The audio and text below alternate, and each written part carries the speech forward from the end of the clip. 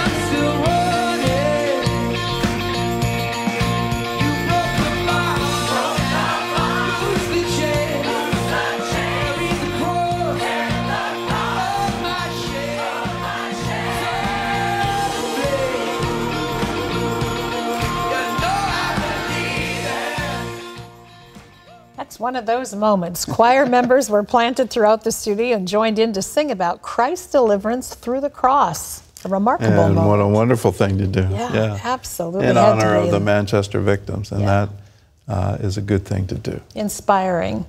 Well, as we're talking about artists and their faith, singer Katy Perry has been quite open about her Christian upbringing and has condemned what she deems to be the trappings of religion. In a recent interview, the 32-year-old chided her parents for the sheltered childhood that included what she described as makeshift parochial schools and some generational racism. It would be hard for any parent to hear that and also deal with the pitfalls and pressures of a child's rise to fame.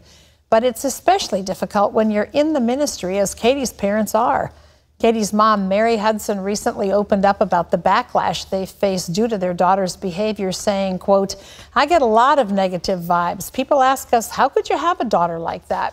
The devil definitely tries to steal my joy. I sometimes have to fight depression, but it's only the love of God that will bring them back. Don't cut them off. You have to rise above your feelings. You must stay in communication." Well, Mary went on to say that she has to rely on Jesus, and that despite everything, they've chosen to stay in close contact with Katy. They encourage parents that find themselves in a similar situation with a child to continue providing unconditional love. And I have a hearty amen to that. Keep things close and keep loving, keep forgiving, and love them through. And I think a lot of families in America today have prodigals you raised in the faith, and then they decide for whatever reason to go off on their own. Some become very vocal in saying that they don't believe anymore and they don't hold to the tenets of the Christian faith. And you need to keep loving them. Yeah, well, that's for sure. I think keeping the door to communication open is fundamental. Right. And it's fundamental to family. Yeah, but we have the privilege and the opportunity to show the unconditional love of God to our kids, which is something that maybe as parents we can do and nobody else can in the same way, do you think? Yeah, you're the only one that can. If anyone's going to reach them, the parents can. I know you and love you anyway. Yeah. You know what you're doing. Don't agree with it. You know, you're an adult now. Okay. But what are you doing for Thanksgiving? Well, in other news, a new video game takes anti-Christian bias in the entertainment industry to a whole new level, sending gamers on a mission to shoot down a violent Christian cult. A recently released promotional illustration for the game is a mockery of Leonardo da Vinci's painting of The Last Supper. And Far Cry 5 tells the story of an American militant Christian cult. We do have a clip from the trailer to show you, and some images may be disturbing. And we will take you willingly or not. And some of you may fight. I am your father, and you are my children.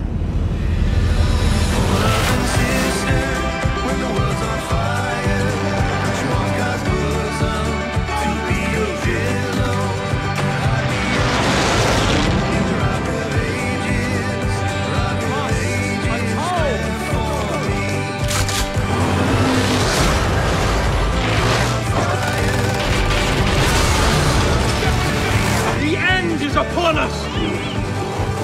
I shall lead you to the gate, for you are my children and I am your father! That is incredible.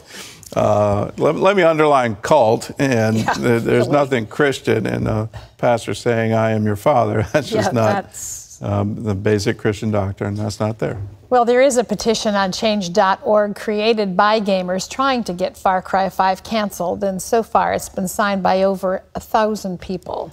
I'm not sure it's going to get it canceled, but I do think we need the education out there that violent and Christian don't go together in the same sentence. And, you know, we need to love our enemies, do good to those who persecute you. These are the words of Jesus, and he absolutely lived that out. And showed us an example by going to the cross. So, yeah, violent and Christian don't go together. Well, anti-Christian bias is also affecting a family in Michigan. A farmer is fighting back after being kicked out of a farmer's market simply because he believes in biblical marriage. Steve Tennis is the owner of Country Mills Farms, a family fruit orchard in East Lansing. He's been doing business at this local farmer's market since 2010. But city officials recently ousted him when they found out he believes marriage should be between a man and a woman. Steve and his wife, Bridget, can't believe what's happened. All of a sudden, I felt like we couldn't even believe what we wanted to believe. We had to be quiet. Never before would I ever have thought that the faith that we have here in our family, in our home, at our farm, would prohibit us from being allowed to participate in the community. The mission here at our family farm at the Country Mill is to glorify God by facilitating family fun on the farm and feeding families. Well, the Alliance Defending Freedom has filed a complaint on behalf of the Tennis behalf with the U.S. District Court for the Western District of Michigan. And in that complaint, they'll explain how the city policy violates the Constitution's guarantee of free speech, freedom of religion, and equal protection. And it's a shame we've got to go to court in order to enforce our constitutional rights. But that seems to be the position here. Why a city wants to somehow enforce political correctness at a farmer's market is sort of beyond me. I don't understand what gay marriage has to do with the farmer's market, but that's what they've done. Yes, well, smacks of the thought police, you know, and I mean, we ought to declare loudly that that's not okay, because if you don't, you find yourself in difficult circumstances. Well, we need to defend one another, and certainly don't roll over if you're a victim of this kind of, and I call it discrimination because that's what it is. It is religious discrimination. We've seen it with the question Senator Bernie Sanders had for a Christian nominee to be in the office of the budget. Why the OMB, you have to be examined on your religious beliefs, but Senator Sanders took it upon himself to do that and then loudly proclaimed, I can't vote for you because of what you believe. And now we're seeing that same thing happen in a farmer's market. This isn't something we roll over and play dead. Yes, we need to stand up for our rights. We need to defend what's in the Constitution, which is freedom of speech, freedom of religion, freedom of assembly. We have all of these things, and we need to defend them. Well, coming up, former Army Ranger and hero from the Benghazi attacks shares what happened and how you can develop a battle plan that will maximize your chances of success. He's right here in the studio and up next, so don't go away. Former Army Ranger Kris Paronto was a key player in the rescue mission in Benghazi back in 2012. He says certain principles that helped him back then can help you too. Take a look. My name's Kris Paronto. Call sign was Tonto. I was in the U.S. Army. I was with the 2nd Battalion, 75th Ranger Regiment. Kris was one of 6 American security operators who fought terrorists that attacked the U.S. State Department and a nearby CIA annex in Benghazi, Libya. He says he and his team followed ideals that made them stronger, more disciplined, and more confident on the field. In his book, The Ranger Way, he shares how the principles that helped him succeed on the battlefield will also help you succeed in life. Well, Kris joins me now, and thanks for being here. Sure. It's a pleasure to have you. Oh, pleasure's mine again, as usual. Well, let's get right into the book, The Ranger Way. You say that we need a battle plan, that if you don't have a battle plan, you're not going to make it. Why do you say that? You know, really what that is, that's structure. That's how you motivate yourself to move to whatever goal you have at the end of the rainbow there, per se. The battle plan, though, is something that you learn over time. It's something you learn from other people. It's something you learn from your mentors, but it's also something you learn from failures, and you develop it. And it's ever changing. People get locked into, and I see that now more, especially with the millennials nowadays. You get locked into one way of doing things, and if it doesn't go that way, you stop and you quit. You can't do that. You have to figure out a way to get around or over or through an obstacle that may lie ahead of you. No battle plan survives contact with the enemy. Never, never. And again, it's always adjustable. Never one, and we have something in the Rangers, with something the military says too, that you will never, your plan that you developed right at the beginning, it will never go according to that plan. It's always going to be ever changing. You have to be able to adjust to it. How do you construct one? Because I think a lot of people say, okay, I get the idea. Let's have a battle plan. Let's have a plan going forward. Yep. How do you do it? Well, now I'm a bit older now. I'm 46, so now it's easy. Now I've been through enough life experiences that when I hit an obstacle or come into something that maybe a crisis situation or just something even normal in life's daily routine, I've been through that before, or I've gone through a crisis situation before where I know what skill set I need to pull from. So. For example, you know, especially even that night in Benghazi, and I go back to Benghazi quite a bit during the book just to relate to other things within the book. When adrenaline comes up, when you start feeling that situation where you get that fight or flight response, I know what that feeling is.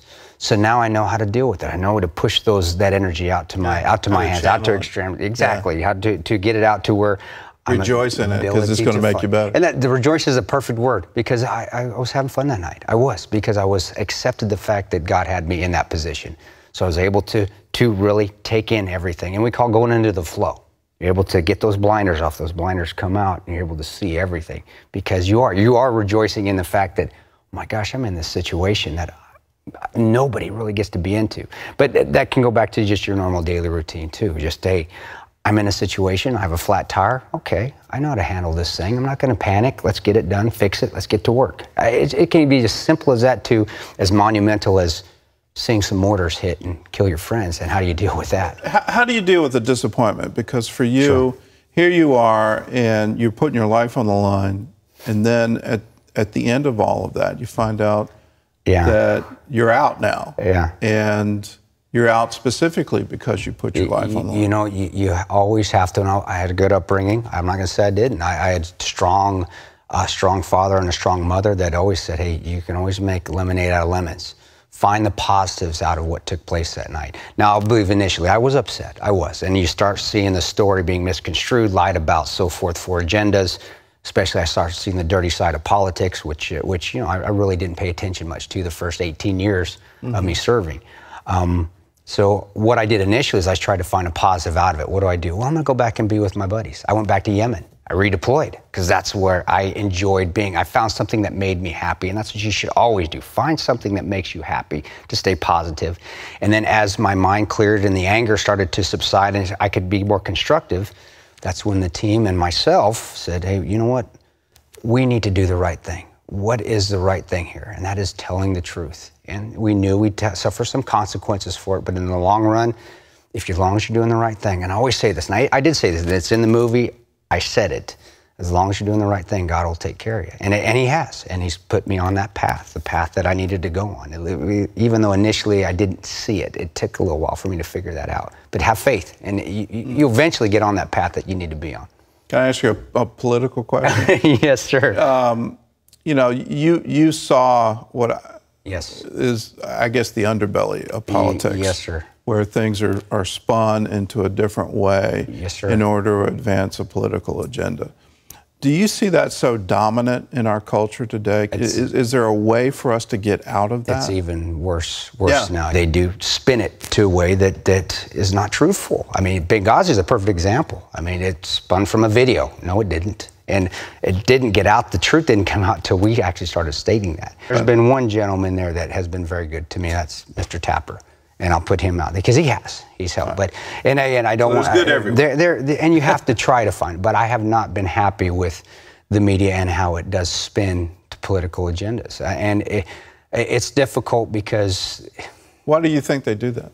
Well, it's a way to control. It's a way to regulate society. It's a way to push people in a certain direction, and it's a way to divide. And when it comes down to it, let me go back to the original question. How do we get through that? Because I see so much that is trying to serve a political agenda that the America I grew up with is the America that says, let's do the right thing.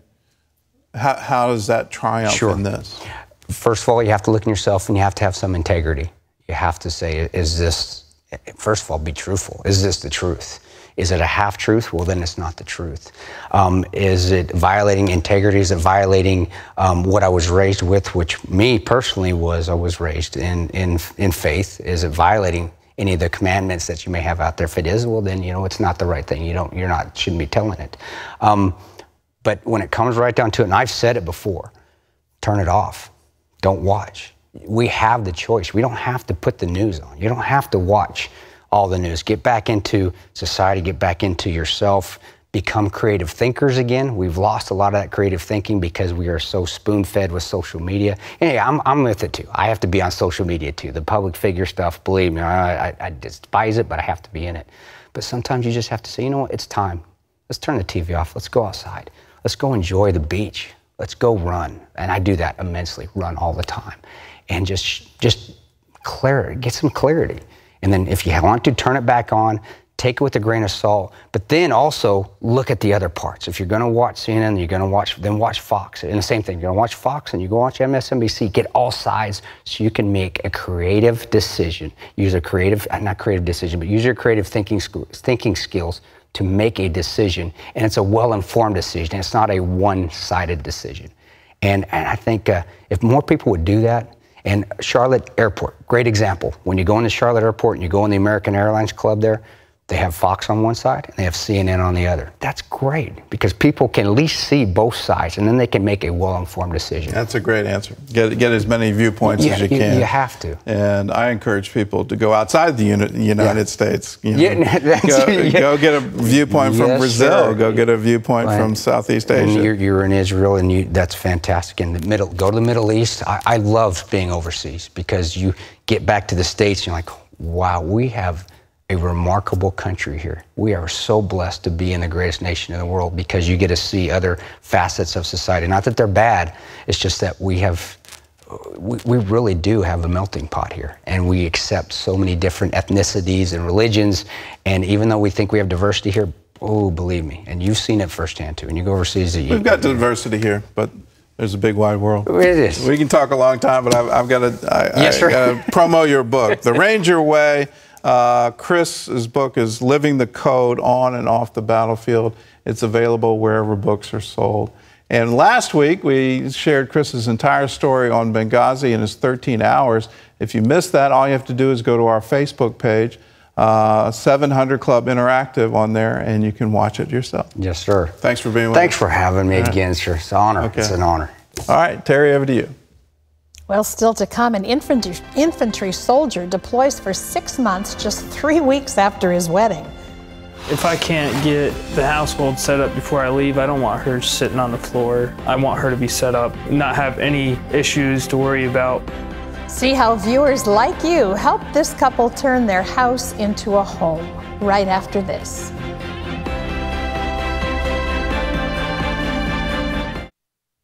Patrick is an infantry soldier. He and his wife Christina are also newlyweds. Living on a sergeant's salary isn't easy, and that's why CBN's Helping the Homefront gave this couple a much-needed hand up. Take a look. Newlyweds Patrick and Christina didn't have much time to settle into married life. Patrick is an infantry soldier and was scheduled to leave for 6 months, just 3 weeks after the wedding. I'm very proud of him. It takes a brave person to do what he does, and it's scary that he's willing to sacrifice for the country that he loves. Both of them say what really sees them through is prayer. When I'm deployed, I pray all the time. I pray that she's safe. I pray that he keeps me safe as well. And I've found that he has been there several times. God plays a big part in my life and in our relationship and keeping me strong. He keeps me calm and he keeps me going. They also pray for their finances. With Patrick on a sergeant's salary and Christina still in school working only part-time, they knew they wouldn't have much. It didn't help that Patrick's truck needed repairs and they didn't have money to fix it. The newlyweds couldn't even afford to buy furniture for their first apartment together. If I can't get the household set up before I leave, I don't want her sitting on the floor. I want her to be set up. I want her to not have any issues to worry about except school and her job when I'm gone. The couple had attended premarital counseling with ministry leaders Donnie and Michelle Bowen.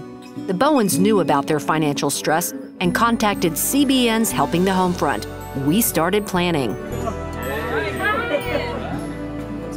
Donnie and Michelle invited the newlyweds to their home and started by telling them CBN would fix Patrick's truck. That's great. Yeah, it kind of helps, huh? Yeah, it's come basically fix everything. And there was more. Helping the Homefront is also wanting to take you to Ashley Furniture and bless you all with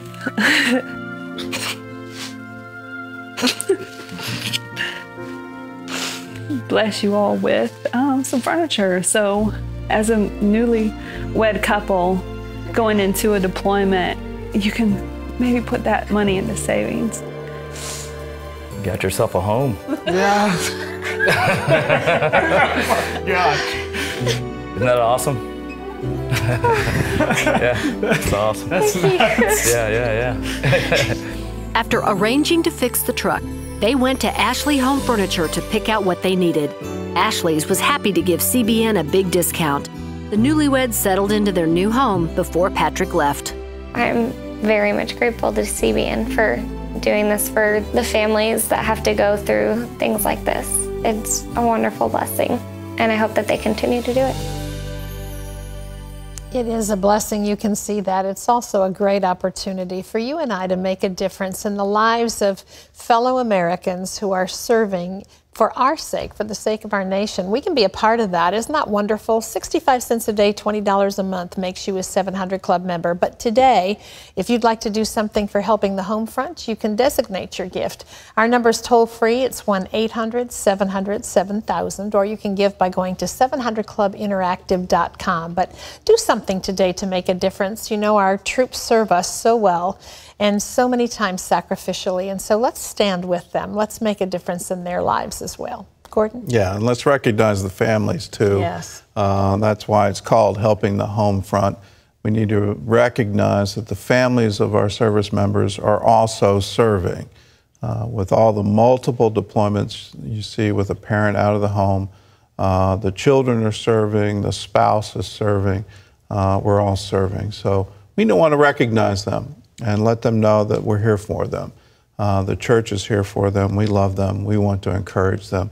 So you can be a part of it. Helping the Homefront, call us, 1-800-700-7000, or you can write to CBN Center. Just put Helping the Homefront on the memo line of a check, and it will go 100% into helping those who are doing so much for our country.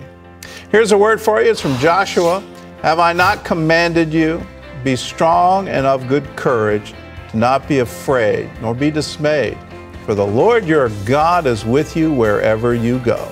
God bless you. We'll see you again. Her story was legendary. Her life influenced the foundation of a new nation. Discover the inspirational true story of love, betrayal, and faith that brought peace between two worlds. CBN Productions presents Pocahontas. Receive your copy for a gift of $10. Call 1-800-700-7000 or visit PocahontasMovie.com.